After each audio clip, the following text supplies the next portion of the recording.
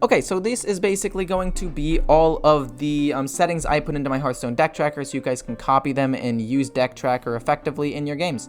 I've been asked a lot of times, what service do you use in order to track your deck and your stats? Hearthstone Deck Tracker is the one. And for those of you who don't know how to set it up, this is pretty much exactly what I do. And I don't use Battlegrounds at all. I just basically keep everything on default. And the couple of times I play Battlegrounds, it's still very, very helpful. It tells me everything that's in a certain tier, the likelihood of me winning or losing, and what my opponent last played. So it's pretty helpful. But let's just jump into it. The first one's, it's just linking your account to certain things. This gives you access to replays, so if you click on a game, you can just say like, oh, boom, look, this is a replay. You can just check whatever turn you want, or be like, oh, when did he draw that card? Should I have done a different thing here? And it's nice to help you get better at the game if you don't have a recording software, so you can look back on your games and just get better. And then these two are just linking your accounts to Hearthstone Replay and your collections, so it just tracks your decks better. I'd recommend linking them. It's not insanely important, but I would recommend it.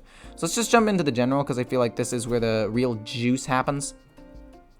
And I'm just basically going to go over every single checkbox.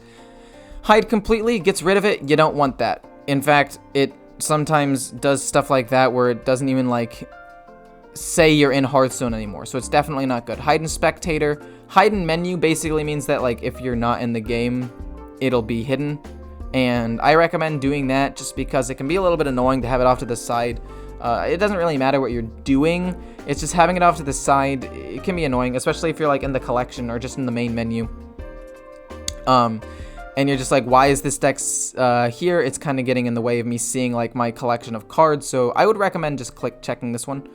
Hide in spectator. I like watching friends and coaching, so I keep this unchecked so I can see what they're doing.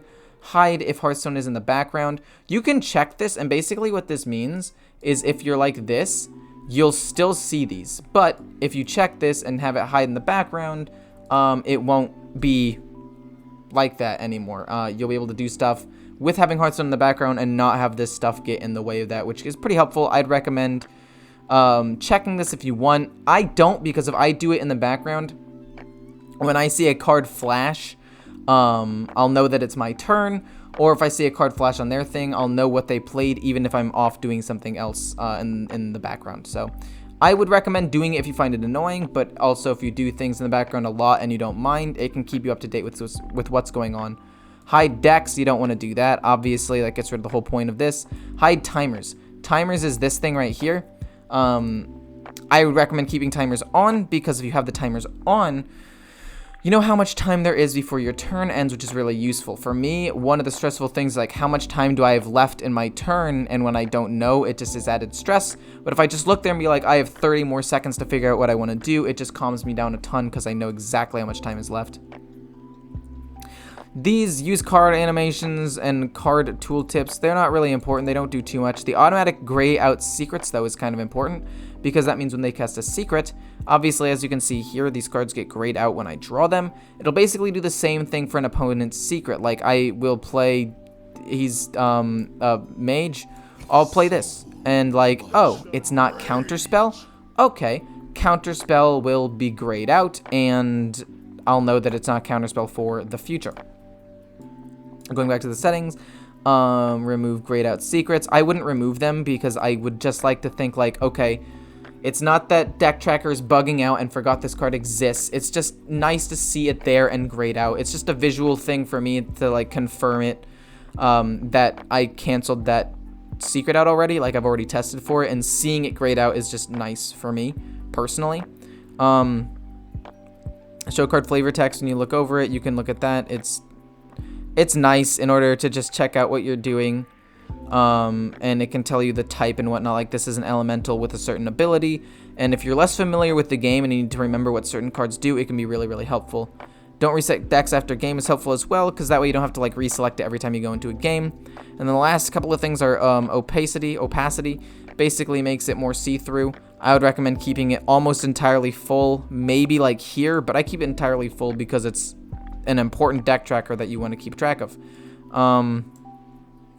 And then the next thing that's actually pretty important is the move/resize objects. And this is where you go and move everything around. This is where the things that are in the overlay, You can unlock, move, you can change the size if you want, although I don't really want to change the size that much because I liked it exactly the way that it was. It was right above my face right here, which is pretty helpful for me because it's not covered by my camera when I stream, but it's big enough to where people can still see it, and then I can put my Hype Horizon logo here, and everything is all hunky-dory.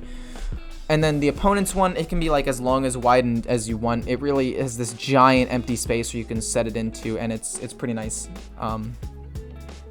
You can move this tracker here for how much damage. You can move the timer. You can move any number of things and just set it up in however you want. Like if you want this to be right here, and you want the time to be, I don't know, on the opponent's face or on your face, you can do that. You're more than capable of doing that. You can just, boop, this is how much time each person has. I like having it here because it's just easy to look at the end turn, but literally it's up to you. Moving on though, because this is where that ends. You want to lock it back in place when you have everything where you want it. Windows, you don't want to do that. If you just click Windows, then it makes a whole new window, and it's just kind of annoying that you have to deal with it, so I always keep these all deselected. Going to player, I would say use the same scaling for the player and an opponent, so that way anything you do here will happen to the opponent's side as well. Scaling, for reference, this is how big it can get, which is huge. This is what normal usually is at 100, right in the middle. It's a little bit big, can make things a little bit fat. I keep it at 75, which I find to be big enough for people in the stream to see it, but not so big that it covers up too much of my screen and is distracting. Again, opacity makes it more transparent. You can do whatever you want with that. These you can all keep on auto, but I basically just turned off the ones that are in wild just in case things bug out or there's like a specific card that could mess up the system if you're playing standard. I don't know, I've never come across the problem, but like since I never play wild, there's no reason they really have it activated, although if you do want to play wild, just keep everything set as auto. Attack counter is the thing right here that says how much damage you have on board. And if you hover over it, it can tell you, like, this is how much damage you have on board. So if I had this out there, or if I had a weapon, it would be like, oh, with Zephyrus on board, you have 3 damage ready for next turn, and blah, blah, blah, blah, blah. I don't know why I ended turn. Now it's going to be kind of annoying, but I can just show you an example, I guess, right now, where I will play Zephyrus, and it'll show how much damage I have on the board. It probably won't show it this turn, actually, because it can't attack. But like next turn when you can't attack, the counter will go to 3, and that is how much damage that I have. It's kind of useful. I haven't used it recently, but I know that it is very, very, very useful, especially when trying to figure out if you have lethal really quick. Highlight last drawn card. That's the little flash that you see every time I draw a card, so that way you just know what you drew. And then boom, here, these are just some things that are some nice little tool tips. Deck title, not super important, but it's nice to know what deck you're playing with, so that way you know if Hearthstone Deck Tracker selected the right deck. Wins, I usually have a small sample size, so I usually try to stay away from this, because after like 7 games, after trying a deck, I could be like 1-6 or 6-1, and it'll be a very polarized win rate. So I don't usually like doing that unless it's with a deck that I really, really like playing and I've played a lot. But for me personally, it's just as easy to go into the stats, go to constructed, and then select an active deck and then see what stats I have on that specifically, and you can activate that here as well. So personally, I don't really think that it's necessarily important to have the statistics here, but if you want to, you can. Cards, obviously you want to see. Card counter, basically it tells you how many cards are in your hand and deck. Draw chance, it basically tells you the odds that you have of drawing a singular card or a duplicate. You have a 4.3% chance of drawing, say, just like Rattlegore or or like Body Wrapper, but you have an 8.7% chance of drawing, say, Shield Block, which you have 2 copies of. And then fatigue counter is basically right here. It'll tell you how much damage you're going to take from fatigue every single turn. Opponent, basically it uses all the same settings and it uses all the same things here, except the win rate is not your personal win rate, but it's your win rate against that certain class. It's kind of helpful. Just keep it in mind. You don't have to keep it activated, but you can if you want to. Interactivity, I don't want to act or mess with this at all because it has a warning. Battlegrounds, like I said, I don't really use. And then we get into the general. And for those of you who don't know, these green ones are advanced options. If you have advanced options not checked, this is what it looks like. I probably should have said that earlier, but just so you know. But to be fair, a lot of the things in the advanced tooltips aren't even really that necessary. Like these, most of them I kept as default. This I don't even touch. This saying it's the same as the opponent. I mean, it's nice. It makes it a little bit faster, but the opponent's default settings are pretty fine as well. Opacity isn't really that important. I actually haven't changed the secret scaling. They're a little bit big, so we'll turn that down a little bit. So if he plays a secret, it'll be a little bit smaller. And now we're into general. General, you have like the language. You have automatically select decks, which is helpful for you. Excuse me. So that way, when you go into the game, it'll just select it, so you don't have to go into the deck tracker separately. Show my games panel, basically right here, boom, it'll tell you like how well you've been doing recently with that specific deck. It's just a quick way to look at certain matchups and your win rates and how often you're playing against certain things. Mana curve right here, it's really, really nice as well, just because if I'm on another account, or not another account, if I'm not in Hearthstone and I'm talking to somebody else on their account, I can just tell them my curve, so that way they can figure out like how they want to build the deck, because they'll be like, how do you build this deck? And I'll say, I have pretty decent late game and a lot of 3-drops to help me in the mid game section, so that way I don't get blown out early. And then I get to some late game and blah blah blah, stuff like that. It's just nice to have, so you can quickly look at a deck list and its curve without having to open Hearthstone itself. Stats, I basically have everything checked, although casual, friendly, brawl, arena, depending on what you want to have done, you can change it all. Honestly, for my purposes, I should probably just have ranked checked, because I mostly only play ranked, and if I do play a couple of casual games, it could like skew some of my statistics.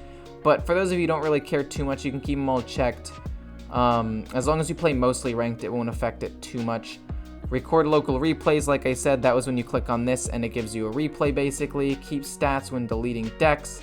So that means, say, you know what, I don't want to play No Minion Mage anymore, so I'm deleting it because it's not a very good deck, and I don't think it's a very good deck. It won't affect my overall statistics. My statistics are still 15 and 10 today. Because I played on my Smurf account, it's a little bit skewed, but that's not important. Going to options once again, that's basically it. Importing, I don't really focus on this at all. I have not actually looked at this at all, so I'm not gonna give you fake advice about it. Notifications, when it's your turn, there's a little bit of a flash. When it's the opponent's turn, their deck list will basically flash for a bit, and I basically just kept everything here as default. Plugins, I don't have any plugins, but you can put them in if you want. Hotkeys, don't have any. I don't really know exactly what you'd want to do with them, but like here are all the things that you can do, and you can just take this, press a key, have that key be a hotkey, and add it in there. But again, it's in the advanced settings. It's not even really that important. I don't really use it that often, if at all. I think I tampered with it for a bit and then was like, it's just super easy for me because I have a second monitor to just, if I want to do something, I'm playing a game, blah, blah, blah, hit that, do this, blah, blah, blah. Oh, I need to check something. When it's not my turn, I'll just go to my other thing and my other monitor and look at them there. So it's not that important for you to do hotkeys, but if you want to tamper with it, it could make things a little bit more optimal. Appearance, you can change it to light mode, which I don't like. I like dark mode. You can change any color you want. You can make it teal. You can make it indigo. Personally, I like pink. Windows accent. Weird. I don't know if I like that at all, but I also kind of do. But I've liked pink for a while. This is the one I've always had. Colors classic, alternative. I don't even know what that does, actually. Deck layout, alternative. No, I actually don't want to do that. I have always kept it as default.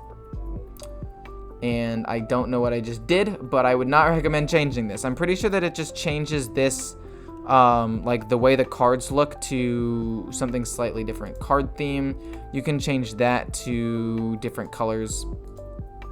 Minimal, it's just they're all blurred out. I personally hate that one. You can do classic. Classic's kind of cool. It looks like the Hearthstone, the arena helper, but personally, I just stick with the dark theme, go with dark. It's not that bad. Settings, mostly just don't tamper with this as well. Check for updates automatically is nice. Show news bars. I don't really think that's that important. I don't really think that like seeing this news like, oh, you have a patch. Is that important, especially if you already have it set to automatically patch, but just so you want to stay up to date, it can be helpful.